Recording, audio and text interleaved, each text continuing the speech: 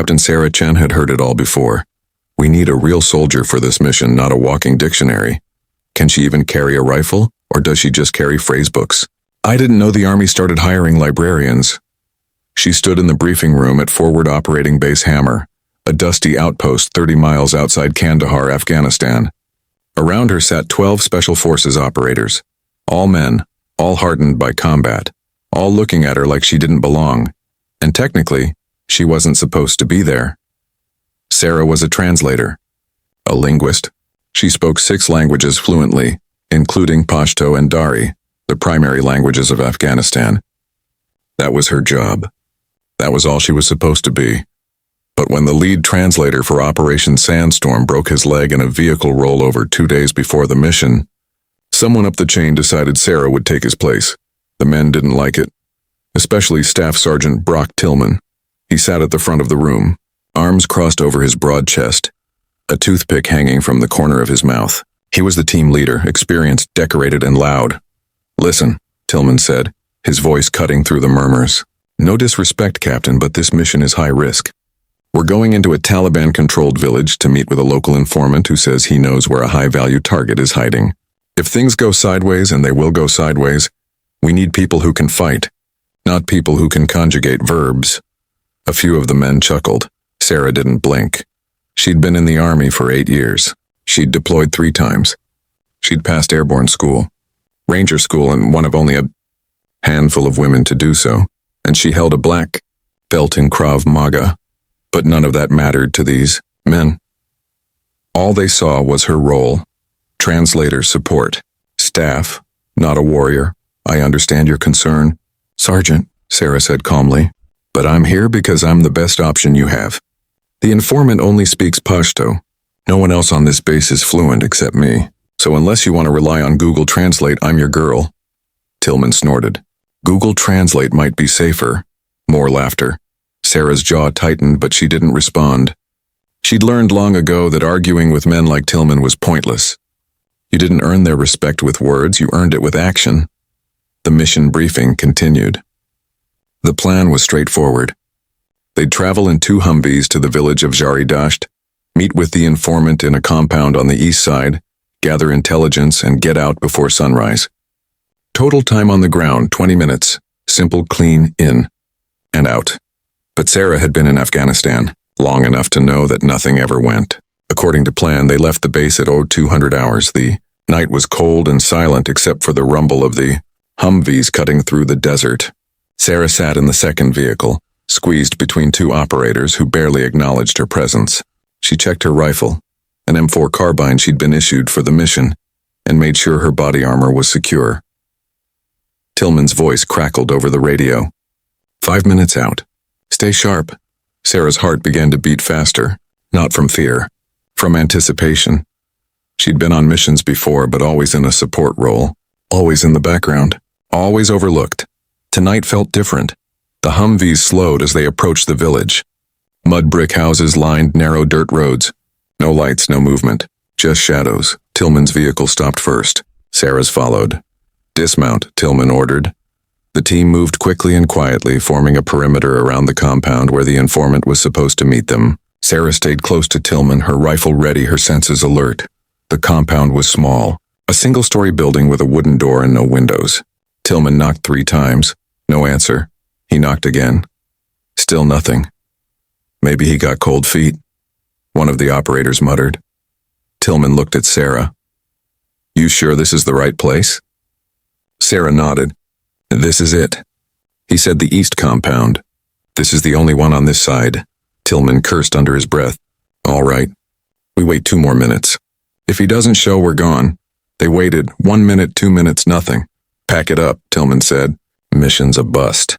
But just as the team began to move back toward the Humvees, the compound door creaked open. A man stepped out.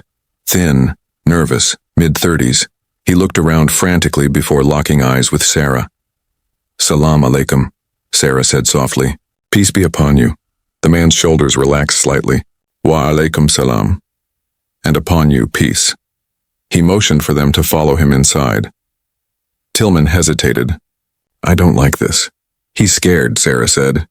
"He wouldn't have opened the door if he didn't want to talk." Tillman stared at her for a moment, then nodded. Fine, but we stay tight. Chen, you're up front with me. Everyone else cover the exits. Sarah followed Tillman into the compound. Inside, the air smelled of smoke and earth.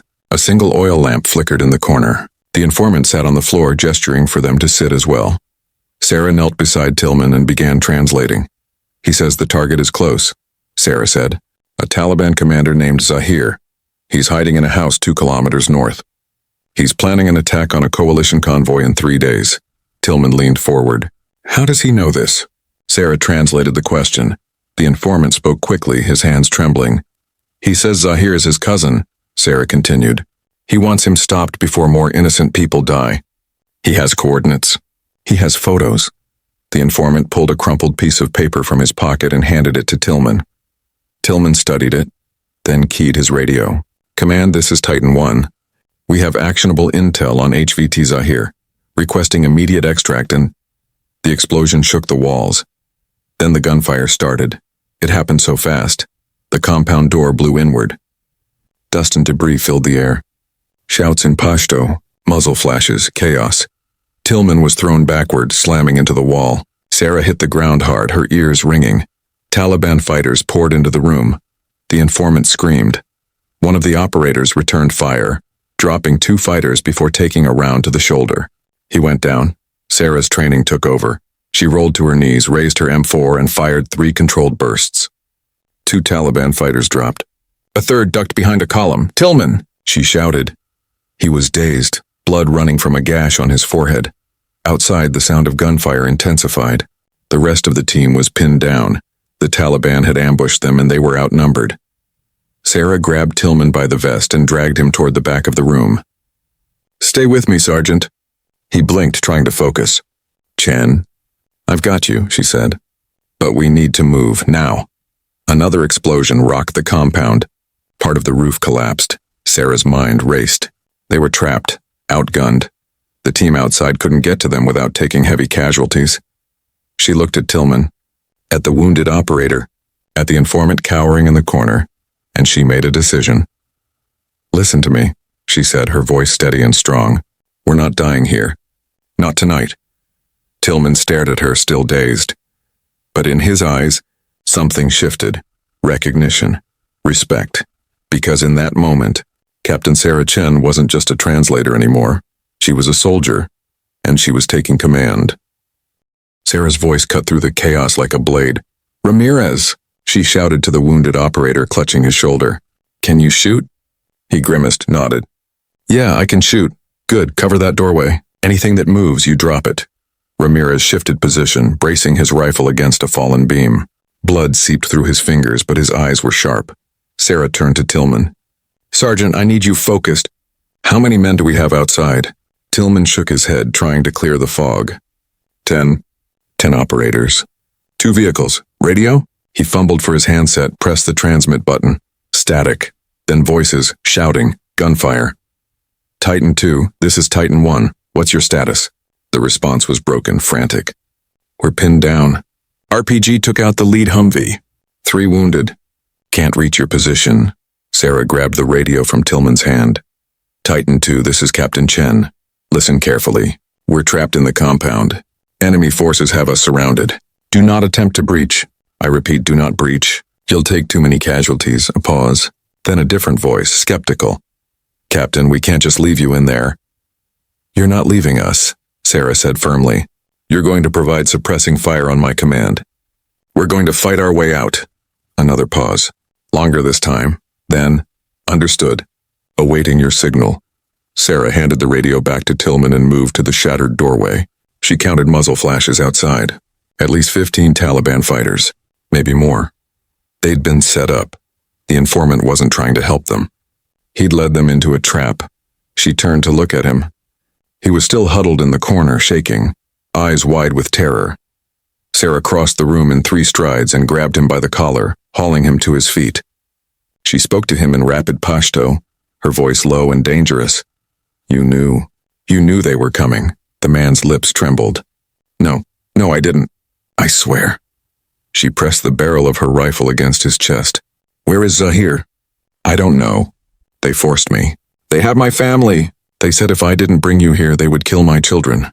Sarah's eyes narrowed. She studied his face. The fear was real.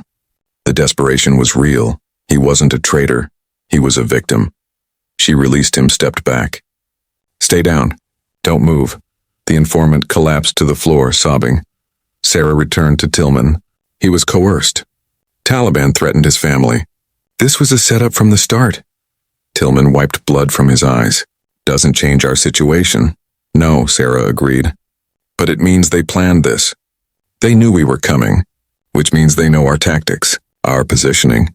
They'll expect us to try to hold out until reinforcements arrive. So what do you suggest? Sarah looked at him. Really looked at him. The doubt was gone now. The condescension. All that remained was a soldier looking for answers, looking for leadership. We don't wait, Sarah said. We attack. Tillman stared at her like she'd just suggested they sprout wings and fly. Attack? Captain, we're outnumbered 3-1. We've got wounded. Limited ammo. And you want to go toward the enemy? They think we're cornered, Sarah said.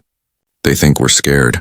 They'll be moving in carefully, trying to flush us out or wait us out. They won't expect us to come at them hard and fast. That's because it's insane. Maybe, Sarah said, but staying here is suicide. That roof won't hold much longer. We're sitting ducks. Our only chance is to break their line, link up with our team, and get to the second Humvee. Tillman looked at Ramirez, at the crumbling walls, at the doorway where shadows moved in the darkness. Then he looked back at Sarah. You really think we can pull this off? I don't think we have a choice, Sergeant. A long silence, then Tillman nodded. All right. You're calling the shots. What's the plan? Sarah felt something shift inside her. Not pride. Not satisfaction. Just clarity. This was what she'd trained for. This was what she was made for. She moved to the center of the room and crouched down, using her finger to draw in the dust. Here's the compound. Our team is pinned down here and here. The Taliban are forming a perimeter, probably thinking they can wait us out. We break out the back, move along this wall, and flank them from the east. Ramirez stays here, provides covering fire through the front. That'll make them think we're still hunkered down inside. And the informant? Tillman asked. He stays with Ramirez. If we don't make it, he surrenders. Tillman keyed his radio. Titan 2, stand by for covering fire. We're coming to you. Copy that. Sarah checked her rifle. 2 magazines left. 60 rounds. It would have to be enough. She looked at Tillman. Ready? He grinned. Actually grinned. Let's go be stupid together, Captain. They moved fast. Sarah led the way, slipping through a gap in the back wall where the explosion had torn through the mud brick. Tillman followed close behind, his rifle up, his breath steady. The night air hit them like a slap. Cold. Bitter. Filled with the smell of gunpowder and burning fuel. Sarah scanned the darkness. Taliban fighters were concentrated near the front of the compound, exactly as she'd predicted. Voices shouted commands in Pashto. Someone was coordinating the assault. She recognized the Swisscom-controlled military Zaire.the high-value target wasn't just nearby, he was here leading the ambush personally. Sarah felt a cold anger settle in her chest. This wasn't just a firefight anymore. This was an opportunity. She motioned to Tillman. He nodded. They moved along the outer wall, staying low, using the shadows. Ahead, 3 Taliban fighters stood guard near a cluster of barrels. They were facing the compound, focused on the front entrance. Sarah raised her rifle. 3 shots. 3 bodies. They dropped without a sound. Tillman looked at her with something like awe. Damn, Captain. Keep moving, she whispered. They reached the eastern edge of the perimeter. From here, Sarah could see the rest of the team. They were dug in behind the disabled Humvee, returning fire but barely holding on. She keyed her radio. Titan 2 were in position. On my mark, light them up. Standing by. Sarah took a breath. Then she stepped out of the shadows and fired. Chaos erupted. The Taliban fighters, caught completely off guard, spun toward the new threat. But Sarah and Tillman were already moving, firing, advancing. Titan 2 opened up from the other side. Bullets tore through the night. Taliban fighters scattered, trying to regroup, but they were caught in a crossfire. Sarah moved like water, smooth, precise. Every shot counted. Every step deliberate. She dropped 2 fighters trying to flank her, then 3 more rushing from a doorway. Tillman covered her six, his rifle barking in short, controlled bursts. "Reloading," he shouted. Sarah stepped in front of him, laying down suppressing fire while he swapped magazines. They fought as one. No hesitation. No doubt, just pure lethal efficiency. Within 90 seconds, the Taliban line collapsed. Fighters fled into the darkness. Others threw down their weapons and ran. But one figure remained. Standing in the center of the street, rifle in hand, staring directly at Sarah. Zahir. He was tall, bearded, dressed in dark robes, and his eyes burned with fury. He raised his weapon. Sarah raised hers. They fired at the same time. Zahir's shot went wide, sparking off a wall behind her. Sarah's didn't. The bullet struck him in the shoulder, spinning him around. He staggered but didn't fall. She advanced, rifle trained on him. "Drop it," she said in Pashto. "It's over," Zahir laughed. "A bitter, hateful sound. You think you've won? You think killing me changes anything?" "I don't want to kill you," Sarah said. "I want you alive. You're worth more in a cell than in the ground." Zahir spat blood. "You're a woman, giving me orders. This is the future your people want? Women pretending to be soldiers?" Sarah didn't flinch. "I'm not pretending." She moved closer, her rifle never wavering. Zahir's hand drifted toward a grenade on his belt. "Don't," Sarah warned, but he grabbed it anyway. Sarah fired twice. Zahir collapsed, the grenade tumbling from his lifeless fingers. Tillman rushed forward and kicked it away. It rolled into a ditch and lay there, pin still intact. Silence fell over the street. The battle was over. Sarah stood there, breathing hard, her hands steady on her rifle. Around her, the rest of the team emerged from cover, bloodied, shaken, but alive. They stared at her, not with mockery this time, not with doubt, with respect. Tillman walked up beside her, looked down at Zahir's body, then back at her. "Captain," he said quietly, "I owe you an apology." Sarah lowered her rifle. "You owe me a drink, Sergeant." "We'll call it even," he smiled, a real smile. "Deal." One of the operators approached. "Humvee 2 is still operational. We need to get out of here before reinforcements show up." Sarah nodded. "Load the wounded. We're moving in 2 minutes." As the team scrambled to prepare, Sarah walked back toward the compound to check on Ramirez and the informant. But as she stepped through the doorway, something felt wrong. The oil lamp had gone out. The room was dark. Too dark. "Ramirez?" She called, no answer. She raised her rifle, clicked on her flashlight, and froze. Ramirez was slumped against the wall, unconscious but breathing. His wound had been bandaged, hastily, but effectively. The informant was gone. Sarah's heart pounded as she swept the room with her light. Bloodstains on the floor, drag marks leading toward a side door she hadn't noticed before, a door that was now hanging open. "Tillman!" she shouted. "Get in here." He appeared in seconds, rifle up. "What is it?" "The informant's gone. Someone took him." Tillman checked Ramirez's pulse. "He's stable. Looks like someone knocked him out." He looked at the drag marks, then at Sarah. "Taliban?" Sarah shook her head. If it was Taliban, Ramirez would be dead. Someone wanted the informant alive. Why? Sarah's mind raced. The pieces were there, but they weren't fitting together the way they should. The informant said Zahir forced him into the trap by threatening his family. But if that was true, why would anyone risk coming back for him during a firefight? Why expose themselves? Unless the informant knew something worth killing for or dying for. "We need to find him," Sarah said. "Now." Tillman keyed his radio. "Titan 2, hold position. Chen and I are pursuing a lead. 5 minutes." The voice on the other end was hesitant. "Sergeant, we need to evac. This place is going to be crawling with hostiles." 5 minutes, Tillman repeated. "Mark it." He looked at Sarah. "Lead the way, Captain." They moved through the side door into a narrow alley that snaked between compounds. The walls were high, the passage dark. Sarah's flashlight cut through the blackness, revealing footprints in the dirt. 2 sets. One dragging, one walking. Sarah followed them quickly, her rifle ready. Tillman stayed close, covering their rear.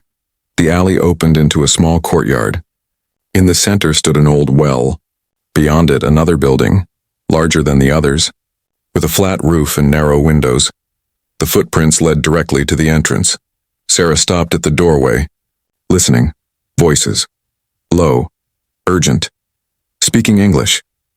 Her blood ran cold. She looked at Tillman. His expression mirrored her own shock. American? He mouthed. She nodded. They moved inside, silent as shadows. The interior was dimly lit by a battery-powered lantern. Two figures stood in the center of the room. One was the informant on his knees, hands bound. The other was a man in civilian clothes. Tactical pants, a dark jacket, no insignia. But Sarah recognized the gear. The posture. The weapon slung across his back. Private military contractor. The man was speaking to someone on a satellite phone. Situation is contained. The target's been eliminated. Chen's team did the job for us. We're clear to proceed with Phase 2. Sarah's stomach dropped. Chen's team did the job for us. This wasn't a rescue, this was an operation, and they'd been used. The contractor ended the call and looked down at the informant. You should have kept your mouth shut. Zahir was a problem, sure, but he was our problem. Now his whole network's going to scatter, and we lose millions in leverage. The informant was trembling. You promised. You said if I helped you, you'd protect my family. The contractor laughed, a cold, hollow sound. Yeah, I lied. He drew his sidearm. Sarah stepped into the light, her rifle leveled at his head. Drop the weapon. The contractor froze, then slowly turned, hands raising slightly, but not dropping the gun. Captain Chen, he said smoothly. Didn't expect to see you here. Funny, Sarah said. I could say the same. Who are you working for? The contractor smiled. You don't have the clearance for that conversation. Try me. He studied her for a moment, then shrugged. All right, why not? You're not going to make it out of this village anyway. Tillman shifted beside Sarah, his rifle trained on the contractor. The man continued. Zahir wasn't just Taliban. He was a broker. Moved weapons, intel, money. He worked with everyone. Us, the Taliban, even some of your own people back at command. He was useful. Until he got greedy. So you set him up, Sarah said. You fed us intel through the informant, knowing Zahir would try to ambush us. You wanted us to kill him. Bingo, the contractor said. Clean, deniable, no blowback on us. Your team gets a win, we eliminate a liability, everyone goes home happy. Except the men who died tonight, Tillman growled. The contractor's smile faded. Collateral damage. It happens. Sarah's finger tightened on the trigger. And him? She nodded toward the informant. What's his role in this? He knows too much, the contractor said simply. Can't have him running to the media or some congressional committee. Loose ends get tied up. That's how this works. Not tonight, Sarah said. The contractor sighed. Captain, be smart, walk away. You've already done your job. Zahir's dead. The mission's a success. Take your team, file your report, collect your medals. Nobody has to know about this. I'll know, Sarah said. Then you're a fool. He moved fast and faster than Sarah expected. His gun swung toward her, but Tillman was faster. A single shot echoed through the room. The contractor staggered backward, a red bloom spreading across his chest. He looked down at the wound, then up at Tillman, almost surprised. You just signed your own death warrant, he gasped. Then he collapsed. Sarah rushed to the informant and cut his bindings. He looked up at her with wide, terrified eyes. Thank you, he whispered in Pashto. Thank you. We need to get you out of here, Sarah said. Do you have somewhere safe to go? He nodded quickly. My brother. In Kabul. He works with the coalition. He can hide me. Sarah helped him to his feet. Then go, fast, don't stop. The informant hesitated. What about you? We'll be fine, Sarah said, though she wasn't sure if that was true. The informant placed a hand over his heart, a gesture of gratitude, then disappeared into the night. Sarah turned to Tillman. He was staring down at the contractor's body, his face unreadable. You all right? She asked. I just killed an American, he said quietly. Even if he was dirty, they're going to bury us for this. Sarah knelt beside the contractor and searched his pockets. She found the satellite phone, a wallet with no ID, and a small data card tucked into his jacket lining. She held up the card. Not if we have proof. Tillman looked at her. You think that's enough? I think it's a start. She pocketed the card and stood. We need to move. If he was reporting to someone, they'll know something went wrong. They exited the building and made their way back through the alley toward the compound. The rest of the team was waiting by the Humvee, tense and ready, One of the operators spotted them. About damn time. We need to go now. Sarah climbed into the vehicle. Tillman took the seat beside her. As the Humvee roared to life and tore through the village streets, Sarah stared out at the darkness. She'd survived the ambush, she'd taken command, she'd earned the respect of men who'd mocked her hours earlier. But the real fight was just beginning because someone up the chain had sanctioned this. Someone had used her team as pawns in a game she didn't fully understand, and Sarah Chen didn't like being used. They reached the base just before dawn. The med team rushed to treat the wounded. Debriefings were scheduled. Reports were filed, but Sarah didn't sleep. She sat in her quarters, the data card in her hand, staring at her laptop. She knew what she was about to do was dangerous. Possibly career-ending, possibly worse. But she'd made a promise to herself a long time ago. The truth mattered. Justice mattered. She inserted the card into her laptop. Files appeared on the screen.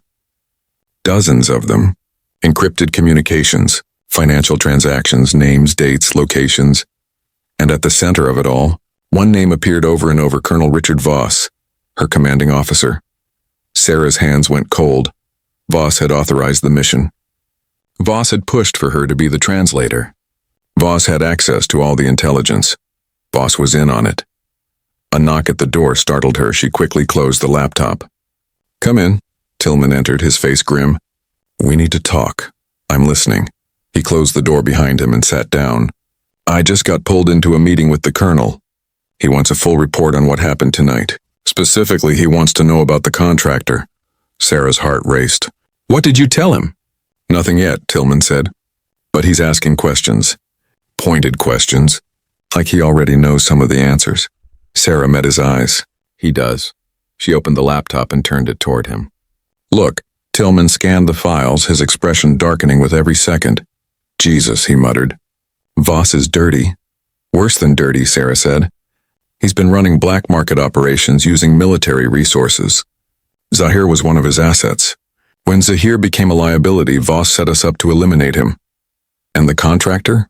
Cleanup crew. Probably hired to tie up loose ends, including us if necessary." Tillman leaned back, rubbing his face. "So what do we do?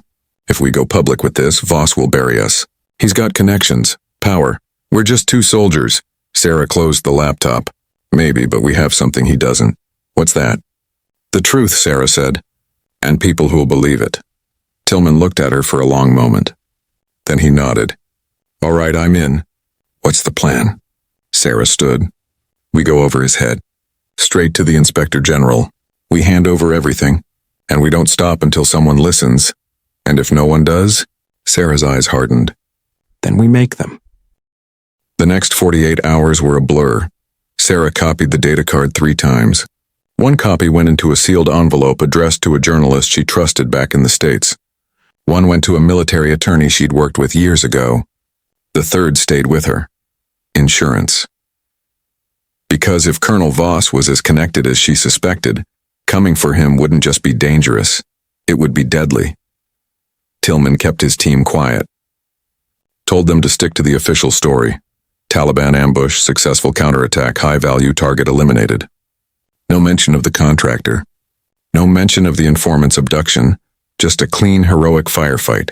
Exactly what Voss wanted to hear. But Sarah knew the clock was ticking. Voss wasn't stupid. He'd figure out eventually that the contractor hadn't reported back. That the informant was missing. That something had gone wrong, and when he did, he'd come for her. She just had to make sure she struck first. On the 3rd morning after the mission, Sarah received a summons. Report to Colonel Voss's office. 800 hours. Alone. Tillman caught her in the hallway outside the command building. "You don't have to do this solo, Captain. Let me back you up." Sarah shook her head. "If this goes bad, I need you outside with the evidence. If I don't walk out of there in 30 minutes, you take everything to the IG. Promise me." Tillman's jaw tightened. "I don't like this." "Neither do I," Sarah said. "But it's the only move we've got." She squared her shoulders and walked into the building. Colonel Richard. Voss sat behind a heavy desk in an air-conditioned office that felt a world away from the dust and heat outside. He was in his 50s, silver-haired, sharp-eyed, decorated, respected, and completely corrupt. He looked up when Sarah entered, his expression neutral. Captain Chen closed the door. She did. Sit. She sat. Voss studied her for a long moment, his fingers steepled in front of him. Hell of a mission you ran out there. Zahir's dead. Minimal friendly casualties. Your team speaks highly of you, Sergeant Tillman especially. Thank you, sir. Command is pleased, Voss continued. In fact, there's talk of a commendation. Silver Star, maybe. You led under fire, took initiative, saved lives. That's the kind of leadership the Army needs more of. Sarah said nothing. Voss leaned back in his chair. But there's one detail in your report that concerns me. Sir? The contractor, Voss said, his eyes never leaving hers. You mentioned in your debrief that you encountered an unknown American civilian in the village, but you didn't provide much detail. I'd like to hear more about that. Sarah kept her voice steady. He was armed. Appeared to be private security. He was threatening a local national. Sergeant Tillman neutralized the threat. And the local national? Fled before we could detain him. Voss nodded slowly. I see, and you didn't think to pursue? We were under orders to exfil immediately, sir. We had wounded. Staying longer would have put the team at risk. Of course, Voss said. Sound judgment. Silence filled the room. Then Voss opened a drawer and pulled out a file. He slid it across the desk toward Sarah. This, he said, is the contractor's real identity. His name was Marcus Hale, former Delta. Worked for a private firm called Redstone Global. They operate in gray areas, off-the-book security, logistics, asset management. Sarah didn't touch the file. Why are you telling me this, sir? Voss smiled, but it didn't reach his eyes. Because I want you to understand the situation you've walked into, Captain. Hale wasn't just some rogue operator. He was working on a sanctioned mission, authorized at levels well above your pay grade, and well above mine. Sanctioned by who? People who don't like loose ends, Voss said. People who don't appreciate junior officers asking questions. Sarah's pulse quickened, but she kept her face calm. I'm just trying to do my job, sir. Your job, Voss said, leaning forward, is to follow orders, not to investigate operations you don't understand. Hale's death is being classified as hostile action by an unknown combatant. His body's already been shipped back to the States. The case is closed. And the informant? Sarah asked. Voss's smile vanished. What informant? The local national who led us into the ambush. The one Hale was threatening. There's no record of any such individual, Voss said coldly. Your report mentions a meeting with a potential source who failed to appear. That's all? Sarah felt the trap closing around her. Voss was rewriting the narrative, erasing the evidence, making her complicit or silencing her. She stood. With respect, sir, that's not what happened. Voss stood as well, his voice hardening. Sit down. Sarah didn't move. Captain, Voss said, his tone icy. You've had a distinguished career. Ranger school. Multiple deployments. You've got a bright future ahead of you. Don't throw it away over something you don't fully understand. I understand just fine, sir. Voss's eyes narrowed. Do you? Do you understand that the work we do here, the real work, doesn't always fit neatly into regulations and rules of engagement? Do you understand that sometimes to protect American lives we have to make hard choices? Choices that people like you with your rigid sense of right and wrong might not agree with? I understand that you used my team to execute a hit, Sarah said, her voice steady and fierce. I understand that you put us in danger to cover up your own criminal activity. And I understand that you're trying to intimidate me into silence. Voss stared at her, his face a mask of cold fury. Then he laughed, a bitter, humorless sound. You have no idea who you're dealing with, he said. No idea how deep this goes. You think you can walk out of here, file a report, and suddenly you're the hero? You'll be labeled a conspiracy theorist, a disgruntled officer, maybe even unstable. Post-traumatic stress. Happens all the time. Sarah met his gaze without flinching. Maybe. Or maybe I've already sent copies of Marcus Hale's data card to the Inspector General, the DoD Criminal Investigative Service, and a journalist at the Washington Post. The color drained from Voss's face. You're bluffing. Try me, Sarah said. For a long moment, neither of them moved. Then Voss reached for his desk phone. Sarah's hand dropped to her sidearm. Don't, she warned. Voss froze. His eyes flicked to her hand, then back to her face. You're really going to pull a weapon on a superior officer? Only if you make me. Voss slowly lowered his hand. You just ended your career, Captain. Maybe, Sarah said. But I'll sleep better at night. She backed toward the door, never taking her eyes off him. You have 48 hours before the story breaks. If I were you, I'd start talking to a lawyer. She opened the door and stepped out. Voss's voice followed her. They'll destroy you for this. Sarah paused, looked back. They can try. And then she was gone. Outside, Tillman was waiting along with 3 other members of the team. They surrounded her immediately. You good? Tillman asked. I'm good, Sarah said. But we need to move now. They headed straight to the communications building. Sarah filed an official complaint with the Inspector General's office, attached the evidence, and requested immediate protective custody for herself and her team. Within 6 hours, a team of federal investigators arrived at the base. Within 12 hours, Colonel Voss was placed under arrest. Within 24 hours, the story broke. 3 months later, Washington, D.C. Sarah stood on the steps of the Capitol building, wearing her dress uniform, facing a wall of cameras and reporters. Beside her stood Tillman, Ramirez, and the rest of her team.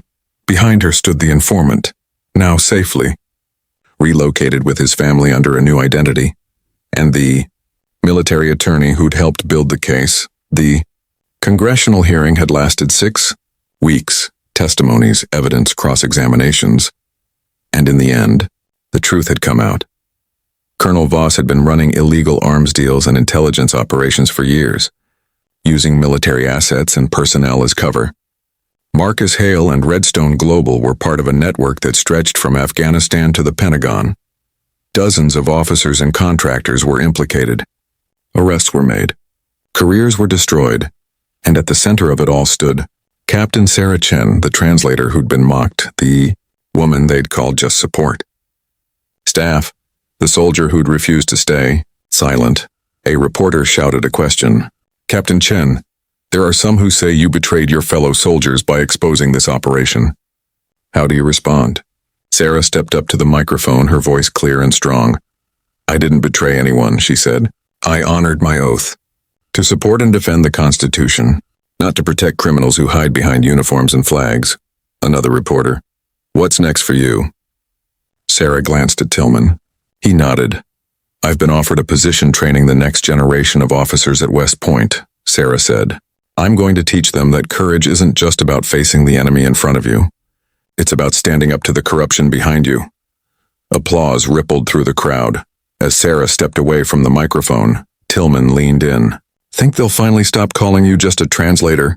Sarah smiled. I don't care what they call me. I know who I am. 6 months later, West Point, New York, Sarah stood in front of a classroom full of cadets, young, eager, some skeptical, just like the operators had been. She clicked on a presentation. The first slide showed a photo of a dusty village in Afghanistan. This, she said, is where I learned the most important lesson of my military career. The cadets leaned forward. I learned that leadership isn't about rank. It's not about gender. It's not about who's the loudest or the toughest. Leadership is about making the hard choice when no one else will. It's about standing up when it's easier to stay silent. And it's about remembering that the uniform you wear represents something bigger than yourself. She advanced to the next slide, a photo of her team, bloodied, exhausted, victorious. These men mocked me, doubted me, told me I didn't belong. But when the bullets started flying, none of that mattered. What mattered was that I was ready. I was trained, and I was willing to lead. One of the cadets raised her hand, a young woman in the front row. Ma'am, how did you get them to follow you? Sarah smiled. I didn't ask them to follow me. I just started walking, and they decided to come along. Laughter filled the room. As the class ended and the cadets filed out, the young woman approached Sarah. Captain Chen, she said quietly, I just wanted to say, thank you for showing us what's possible. Sarah placed a hand on her shoulder. You don't need me to show you. You already have everything you need. You just have to be brave enough to use it. The cadet smiled and walked away. Sarah gathered her notes and looked out the window at the Hudson River, glittering in the afternoon sun. She'd been mocked. She'd been underestimated. She'd been told she didn't belong. But she'd stood her ground. She'd fought back. And she'd won. Not because she was a woman, not in spite of being a woman, but because she was a soldier. a leader, a warrior, and no one would ever take that away from her.